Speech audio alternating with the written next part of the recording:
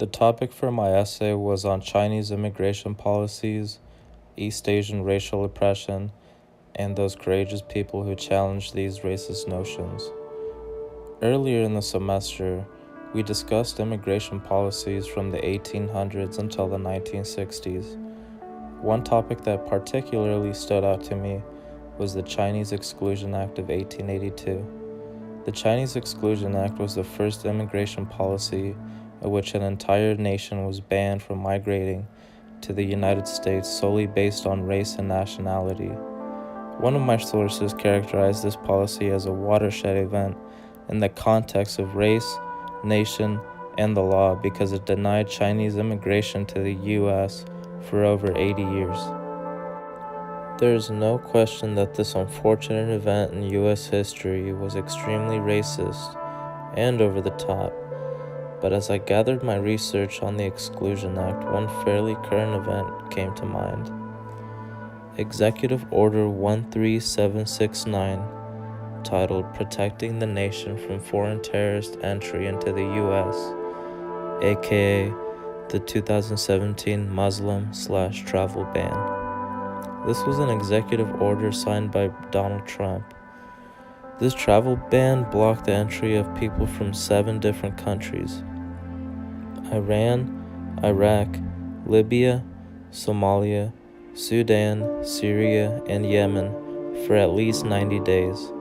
I understand that these are different circumstances and contexts. We're in a sociology class. Everyone has an opinion on the Muslim ban, but there's no denying that there was controversy and backlash during this time. Moving forward, a key event in U.S. history involved a Supreme Court decision in the case of United States versus Wong Kim Ark in 1898. This historical event led to revisions in the 14th Amendment of the Constitution, which states that all persons born or naturalized in the United States and subject to the jurisdiction thereof are citizens of the United States and the state wherein they reside. No state shall make or enforce any law which shall abridge the privileges or immunities of citizens of the United States, nor shall any state deprive any person of life, liberty, or property without due process of the law, nor deny any person within its jurisdiction the equal protection of the laws.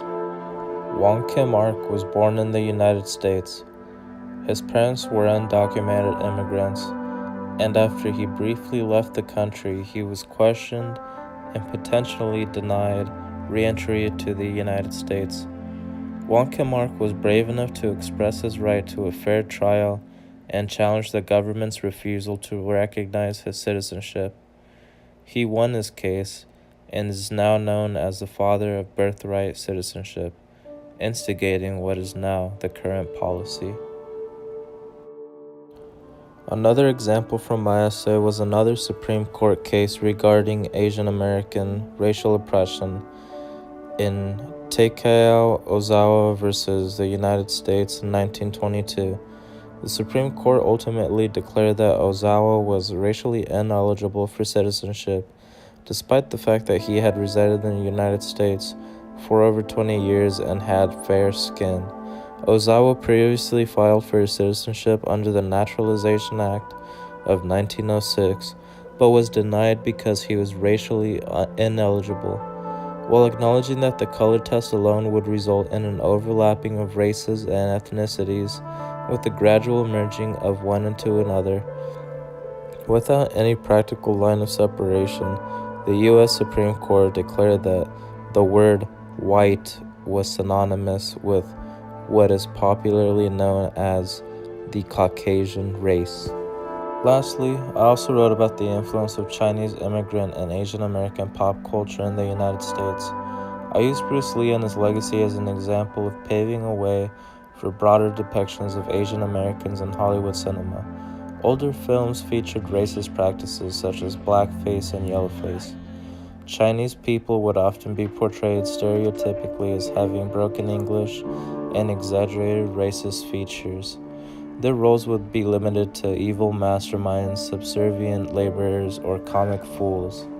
Bruce Lee single-handedly became one of the biggest icons in the world and changed the American perception of East Asian people. He opened the doors for many urban minorities to take the stage and break these stereotypes.